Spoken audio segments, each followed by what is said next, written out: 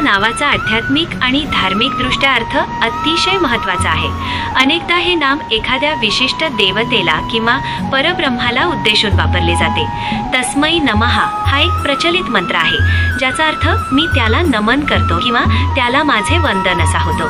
हा मंत्र अहंकार त्यागून परमेश्वराशी एकरूप होण्याची भावना दर्शवतो।